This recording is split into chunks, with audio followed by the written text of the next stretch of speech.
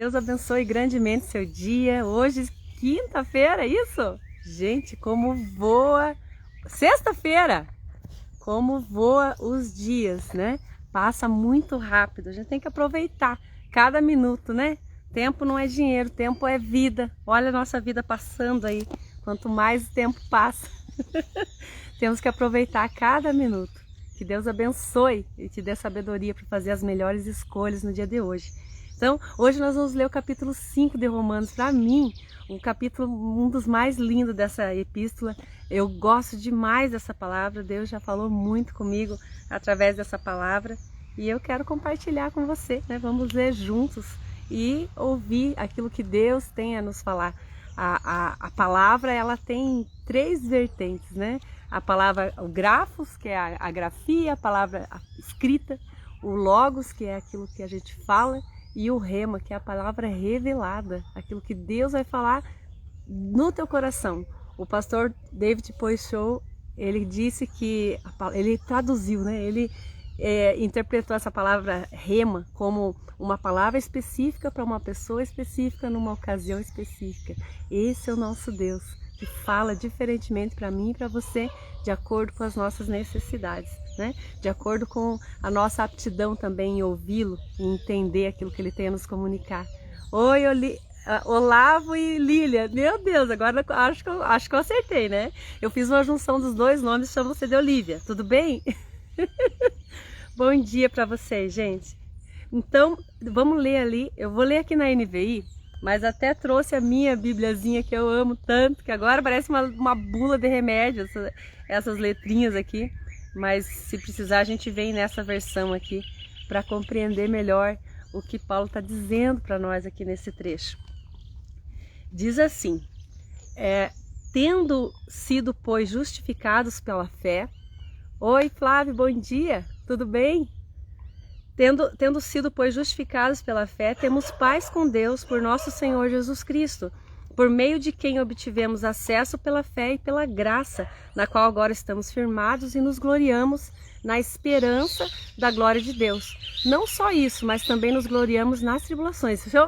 Vamos devagar aqui nesse versículo. Primeiro ele começou a saudar ali e dizendo assim que nós temos que dar graças a Deus porque nós temos uma salvação em Jesus Cristo, porque a graça nos alcançou por meio de Jesus Cristo. Mas ele disse, nós não vamos dar graças só nas coisas boas, mas também nas tribulações, sabendo que elas vão conferir em nós um fruto de justiça. E aí ele começa a enumerar essa virtude, não só isso, mas também nos gloriamos nas tribulações, porque sabemos que a tribulação produz a perseverança um caráter aprovado e o caráter aprovado a esperança. Olha como é diferente, né? E eu vou ler aqui na minha versão. Na minha versão não escrevi nenhuma versão ainda. Nessa revista corrigida, que é uma versão mais, um português assim mais tradicional, mas é mais fácil a gente compreender às vezes. Vou pegar aqui, ó, a ferramentazinha. Diz assim, ó, justificados, pois, mediante a fé, temos paz com Deus por meio de nosso Senhor Jesus Cristo, por intermédio de quem obtivemos igualmente acesso pela fé a essa graça no qual estamos firmados e gloriamo-nos na esperança da glória de Deus. É muito importante as palavras, quanto mais próximo ali do original, mais a gente consegue compreender. O grego é muito rico, né? E o português às vezes não consegue traduzir aquilo que o apóstolo quer dizer em cada ocasião. Aí ele diz assim no 3, e não somente isso, mas também nos gloriamos nas próprias tribulações, sabendo que a tribulação produz a perseverança. Então, quanto mais situações adversas a gente passa, mais a gente adquire ali uma perseverança, mais a gente persiste, né, em fazer aquilo que não está conseguindo na primeira vez. Se você conseguisse na primeira vez, você pararia por ali.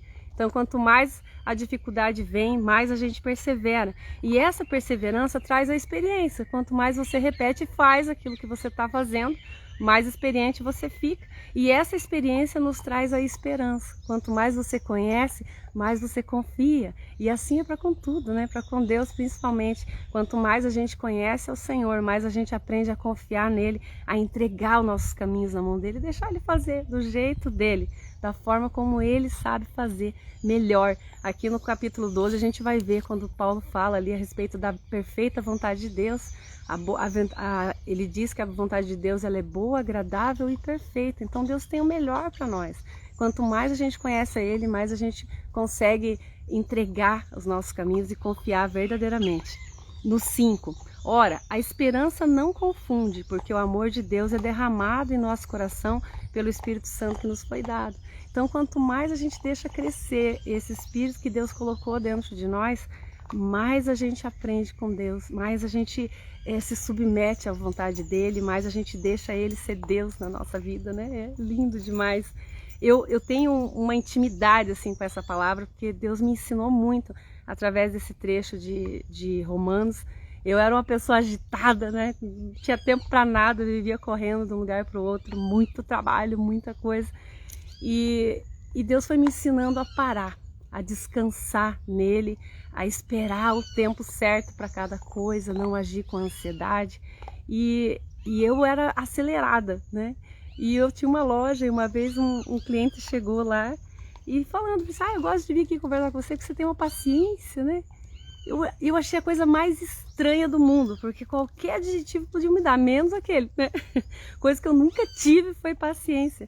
E hoje eu tenho essa paciência, eu tenho paciência de lidar com cada situação, eu tenho paciência até para falar, né? Às vezes os alunos falam assim, não tem como acelerar esse vídeo. Eu falei, vamos acelerar, né? Coloquei até um plugin lá na plataforma para acelerar os vídeos, porque eu aprendi até no falar, né? Até falar, hoje eu falo devagar, falo com calma, e Deus confere isso, e eu fiquei muito admirada quando eu vi aquilo, eu não entendi, né? E aí eu fui e abri a palavra aleatoriamente, e eu abri nesse trecho de Romanos 5, onde Deus falava ali que as tribulações tinham conferido aquela paciência, e o que eu mais tinha passado na vida era por tribulação. E eu vi o quanto Deus produz o fruto do Espírito dentro de nós, né? A paciência, a longanimidade, a mansidão, a paz, o amor, a alegria, tudo isso o Espírito Santo vai edificando dentro de nós à medida que a gente se deixa abandonar nas mãos do Senhor, a hora que a gente perde as forças, né? Uma vez eu vi uma mensagem de um pastor, ele dizendo que quando uma pessoa está se afogando, se você vai tentar ajudá-la ali, você corre o risco de se afogar junto com ela. Então você tem que esperar ela vencer as próprias forças para depois você socorrer. E Deus às vezes faz isso com a gente, Ele deixa a gente se debater, a gente esgotar as próprias forças, para daí Ele vir em nosso socorro. Um outro pregador, ele falava assim, enquanto você estende as mãos, Deus cruza os braços, e quando você cruza os braços, Deus estende a mão. Temos que aprender a descansar. Tem o tempo de fazer, o tempo de agir, o tempo de ir atrás, de correr, e tem o tempo de parar também, de descansar, de ouvir aquilo que o Espírito Santo está falando no nosso coração e seguir em direção ao alvo, de forma certeira, né? Para não desviar nem para a direita e nem para a esquerda. E no 6 ele fala assim, porque Cristo, quando nós éramos fracos, morreu a seu tempo pelos ímpios. Dificilmente alguém morreria por um justo, pois pode ser que pelo bom alguém se anime a morrer. É quem que vai se animar a morrer, né? Mas como ele está dizendo, pode ser que até por uma pessoa boa alguém se anime a morrer. Mas pelo aquele que é pecador, ninguém se atreveria a morrer, né? Mas Deus prova o seu próprio amor para conosco pelo fato de ter Cristo morrido por nós, sendo nós ainda pecadores. A palavra fala que Deus nos amou primeiro, então até o amor que nós temos para com Deus vem dele, né? Ele nos amou primeiro, ele abriu o nosso entendimento para as suas verdades e a partir daí a gente tem condições de amá-lo também. No 9, logo, muito mais agora, sendo justificados pelo seu sangue, seremos por ele salvos da ira do grande dia do Senhor, né? Como a palavra fala, nós já falamos sobre isso essa semana, né? Onde a presença de Deus vai imperar o juízo naturalmente, simplesmente porque o pecado não consegue resistir à glória da presença de Deus. No 10, porque se nós, quando inimigos, fomos reconciliados com Deus mediante a morte do seu Filho, muito mais estamos já reconciliados, seremos salvos pela sua vida, né? E não apenas isso, mas também nos gloriamos a Deus por nosso Senhor Jesus Cristo, por intermédio de quem recebemos agora a reconciliação. Então, aquilo que imperava lá atrás, né? Deus criou o homem para ter comunhão com ele, para ter uma intimidade com ele, mas o homem escolheu o pecado, escolheu viver apartado de Deus. E aí, ali mesmo no jardim, Deus estabeleceu um plano de redenção, trazendo de novo o homem a essa comunhão com ele, por meio de Jesus Cristo. Ele disse lá para Eva, né? Da raiz da mulher, da semente da mulher, vai nascer aquele que vai esmagar a cabeça da serpente, falando de Maria, do nascimento de Jesus Cristo, da semente da mulher. Não entrou a semente do homem, porque o pecado habitava no homem. Então Jesus, ele foi concebido sem pecado, assim que a palavra diz. E aqui no 12 ele vai explicando a respeito disso, né? Do primeiro Adão, que é a original de Deus, e Jesus como o segundo Adão, aquele que veio trazer a reconciliação com Deus novamente, naquilo do que o pecado tinha nos apartado. Portanto, assim como por um só homem entrou o pecado no mundo, e pelo pecado a morte, assim também a morte passou a todos os homens, porque todos pecaram, por essa herança, né? Porque até ao regime da lei havia pecado no mundo, mas o pecado não é levado em conta quando não há lei. Nós também já falamos bastante sobre isso essa semana, que a lei, ela identifica o pecado, ela evidencia o pecado, né? Todavia, não é assim. Opa, pulei ali o 14. Entretanto, reinou a morte desde Adão até Moisés, mesmo sobre aquele que não pecaram, a semelhança da transgressão de Adão, o qual prefigurava aquele que havia de vir. Então, ali a reconciliação entre Deus, eu vou tentar explicar, visualiza junto comigo aqui. Antes, Deus criou ali, Deus e o homem, né? Então não tinha separação nenhuma entre Deus e o homem. A Bíblia diz que Adão tinha comunhão com Deus no jardim, ele falava com Deus ali naquele jardim. Então não tinha separação entre Deus e o homem. A partir do momento que entrou o pecado, entrou a morte. Aí ficou Deus, a morte e o homem. Então não tinha mais como ele se achegar a Deus. Nós, por meio do pecado, que o pecado impera a morte, a Bíblia fala que o salário do pecado é a morte, né? O pecado leva para a morte. Então aquilo estava separando a humanidade de Deus. Aí quando entrou a lei por meio de Moisés, ficou Deus, a lei e o homem. Então para o homem ter acesso a Deus, ele teria que passar pela lei, cumprir toda a lei para ter acesso a Deus. E por meio de Jesus Cristo, quebrou-se essa autoridade da lei e não houve mais separação. A Bíblia fala ali quando Jesus expirou naquela cruz, né? O véu do templo se rasgou de cima a baixo. E os historiadores dizem, né, que aquele véu daquele templo era várias camadas de peles de animais, de tecidos ali, que davam uns 10 centímetros. Então não foi uma coisa assim que rompeu simplesmente pelo acaso, mas a própria mão de Deus rasgou aquele véu de cima a baixo, separando, tirando aquela separação do lugar santo, do Santíssimo, né, que é o Santo dos Santos, do lugar santo, da propiciação, onde os sacerdotes faziam aqueles sacrifícios. Tinha a parte dos sacrifícios, dos holocaustos, tinha a parte dos pães da preposição, onde eles vinham, acendiam os candelabros e o incenso. E lá naquele Santo dos Santos, depois da cortina onde estava a Arca da Aliança, eles não podiam entrar. Era só o sumo sacerdote, uma vez por ano, mediante um ritual intenso de sacrifícios ali de animais, derramamento de sangue, para que tivesse a expiação do pecado do povo, para que ele pudesse ter acesso a Deus, né? Então era muito difícil ter esse acesso a Deus por meio da lei. Os próprios sacerdotes, eles tinham toda uma regulamentação, que está lá em Levíticos, dizendo o que eles podiam, o que eles não podiam fazer.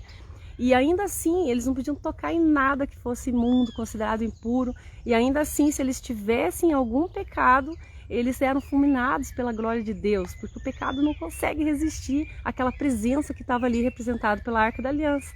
Então, a história conta, né, que eles tinham nas barras das suas saias, até narra lá em Levíticos também, toda a implementação que tinha que ter a roupa dos sacerdotes, e tinham sininhos na ponta, embaixo, e eles adaptaram ali, colocaram uma corda aos pés daquele sacerdote e aquele sininho. Então eles ouviam o sininho tocando enquanto o sacerdote estava dentro do templo fazendo a oferenda do incenso. Se parasse de tocar o sininho, podia puxar a corda que ele tinha morrido, né? Se ele tivesse em pecado e entrasse ali, eles sabiam que ele ia morrer. Então imperava a lei, era necessário você cumprir toda a lei para que pudesse se achegar a essa presença de Deus. E quando Jesus morreu na cruz, o véu do templo se rasgou. Deus rasgou aquele véu, aquela cortina, aquela camada de cortina, para mostrar que não havia mais separação entre Deus e os homens. Agora, qualquer pessoa, qualquer um, eu e você que crê por meio de Jesus Cristo, temos acesso ao Pai. Hoje nós podemos falar com Deus, nós podemos sentir a presença dele por conta do sangue de Jesus. Então, hoje é Deus, Jesus e nós, né? Por meio de Jesus Cristo nós temos acesso a Deus. E abaixo de nós está toda a condenação humana. O pecado, a morte, a própria lei, né? Jesus diz, eu não vim para anular a lei, mas eu vim para cumpri-lo. Então tudo foi cumprido, foi consumado por meio de Jesus Cristo. Nós temos acesso a Deus e isso é grandioso demais. Não precisamos fazer sacrifício de animais, não precisamos fazer nada. É pela graça, o dom gratuito de Deus, o amor dele para com cada um de nós, né? No 15, todavia não é assim o dom gratuito como a ofensa, porque se pela ofensa de um só morreram muitos, muito mais a graça de Deus e o dom pela graça de um só homem, Jesus Cristo, foram abundantes sobre muitos, né? O dom, entretanto, não é só no caso em que somente um pecou, porque o julgamento desviou de uma só ofensa para a condenação, mas a graça transcorre pelas muitas ofensas para a justificação. Então, por meio de um entrou o pecado, que foi Adão. Por meio de Jesus entrou a graça e a justificação. Nós somos tornados justos, é quando nunca cometemos nenhum erro, né? E a Bíblia fala assim que aqui no capítulo 8, vou dar um spoiler ali, né, do 8, é lindo demais esse primeiro versículo, que ele fala ali, agora pois já nenhuma condenação há para os que estão em Cristo Jesus, porque a lei do Espírito da vida em Cristo Jesus te livrou da lei do pecado e da morte. Então nós somos livres daquela lei que imperava o pecado e a morte, por meio de Jesus Cristo. Agora, pois, nenhuma condenação há. É difícil às vezes até a gente viver isso, sabendo que Deus não imputa pecado. Ontem nós lemos isso, a referência que Paulo fez ali, falando lá, né, citando o Salmo de Davi, onde diz que feliz é o homem, bem-aventurado o homem a quem Deus não imputa pecado. Nós não somos olhados como pecadores diante de Deus, por meio do sangue de Jesus, nós somos olhados como justos, né? Por isso que nós temos acesso a Ele, porque Ele é santo. No 17, se pelas ofensas de um e por meio de um só reinou a morte, muito mais os que recebem a abundância da sua graça e o dom da justiça reinarão em vida por meio de um só, a saber, Jesus Cristo. Pois assim como por um só ofensa veio o juízo sobre todos os homens, né? Então todos pecaram, todos receberam aquela condenação por meio de um homem, que foi Adão. Assim também por um só ato de justiça veio a graça sobre todos os homens para a justificação que dá vida. Porque como pela desobediência de um só homem muitos se tornaram pecadores, assim também por meio da obediência de um só muitos se tornaram justos. Que lindo isso, né? A gente saber que nós temos acesso ao Pai, nós somos justificados e nenhuma condenação há sobre nós. Às vezes a gente mesmo se condena, né, por alguma coisa que fez errado, por coisas do passado. E Deus diz que aquilo que os seus pecados eu não me lembro mais. A partir do momento que a gente se arrepende verdadeiramente, coloca isso diante do Senhor. A palavra arrependimento, no grego, é a metanoia, né? A mudança de mente. Então tem que acontecer uma mudança de mente, diferentemente do remorso. O remorso, a pessoa se arrepende porque não alcançou o objetivo que ela queria, né? Então quer dizer que ela vai tentar novamente, mas o arrependimento não. Nós somos transformados mesmo por Deus, né? Nós somos transformados. Essa metanoia, eu creio que só acontece por meio da palavra de Deus. Quando a gente se coloca em contato com essa verdade absoluta, nós temos essa condição de substituir as nossas próprias verdades por aquilo que Deus diz, né? No 20, sobreveio a lei para que avultasse a ofensa, mas onde abundou o pecado, superabundou a graça, né? Então a lei, como a gente já comentou nesses dias aí, falando que Paulo estava falando ali bastante da lei, a lei ela veio para evidenciar o pecado. Se não tivesse lei, ninguém saberia aquilo que era o errado, né? E simplesmente haveria ali uma libertinagem, não vou nem chamar de liberdade, porque o pecado não nos torna livre, né? E então ele está dizendo que sobreveio essa lei para que avultasse, para que ficasse evidente a ofensa, o erro, o engano, o pecado. Mas onde abundou esse pecado, superabundou a graça de Deus. Aquele que mais pecou, mais a graça de Deus se manifesta por meio dele, né? Jesus falou isso até nas parábolas, ele falou assim, quem que é mais agradecido? Eles estavam questionando Jesus, né? Você só se senta com pecadores e publicanos e impostos, né? Aqueles caras que cobravam os impostos. Não, ele falou assim, mas quem mais é grato? Aquele que deve pouco ou aquele que deve muito? Aquele que mais foi perdoado ou aquele que quase não tinha que ser perdoado? De onde vem a maior gratidão? Então, quanto maior o pecado, mais superabunda essa graça de Deus.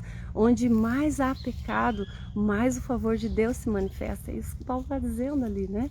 A gratidão é maior, a honra, a glória de Deus é maior, aonde abunda o pecado, a fim de que, como o pecado reinou pela morte, assim também reinasse a graça pela justiça para a vida eterna, mediante Jesus Cristo, nosso Senhor. E aqui ele encerra o capítulo 21, dá vontade de continuar lendo, né? É lindo demais. Que Deus abençoe aí o seu dia, releia esse trecho, deixa Deus falar com você, ao seu coração, porque Ele faz isso, né? Deus traz à luz do nosso entendimento aquilo que a gente precisa, Ele traz essa palavra revelada naquilo que é a tua necessidade para o dia de hoje, e é o pão nosso de cada dia, né? Jesus disse, cabe a cada dia o seu mal, né? A gente não tem que viver ansioso nem preocupado com o amanhã, mas se preocupar em viver o nosso presente, o dia de hoje, que é um verdadeiro presente de Deus para nós, e colocar esse dia diante do Senhor, que é o único dia da nossa vida que nós temos ação sobre ele. O ontem já foi, não podemos fazer mais nada, e amanhã pertence ao Senhor, só Ele sabe como que será, né? Então o dia que Deus nos deu é hoje, para a gente fazer as melhores escolhas. Amém? Beijo grande, até amanhã, se Deus quiser, estamos aqui de novo. Ou às 7h16, ou às 8h16, porque esse 16, né? Não sei se você estava acompanhando desde o início, sempre fiz essas lives às 6h16 da manhã, né? Durante mais de um ano, todos os dias ali às 6h16. E aí Deus tem me chamado por conta do versículo de João 3,16, né? Que para mim é um versículo mais especial da palavra, porque fala muito desse amor de Deus para conosco, porque Deus amou o mundo de tal maneira, né? Não tem nem como decifrar isso, só usando essa palavra, né? De tal maneira que deu o seu único filho para que todo aquele que nele crê não pereça, mas tenha vida eterna. E quando Deus tocou no meu coração para que eu fizesse esse momento dessas lives, Ele falou desse 3,16, né? Ele falou, que horário que eu posso fazer isso, né? Deus sabe como que é a minha rotina, que horário que eu posso fazer isso. E Ele me colocou esse versículo 3,16. Eu falei, Senhor, 3,16 é meio cedo, né? Aí ficou para as 6h16 da manhã. E desde o ano passado eu tenho sentido essa necessidade de ter esse momento, primeiramente com Deus, né? Às 6h16, as primícias, né? Com o Senhor. E aí depois, a posterior a esse horário, eu venho aqui e a gente compartilha junto. Então, pode ser às 7h16, pode ser às 8h16, mas um horário desse a gente se encontra aqui, se Deus quiser, tá bom? Beijo grande, gente. Obrigada pela companhia. Até amanhã. Tamo aí de novo, se Deus quiser.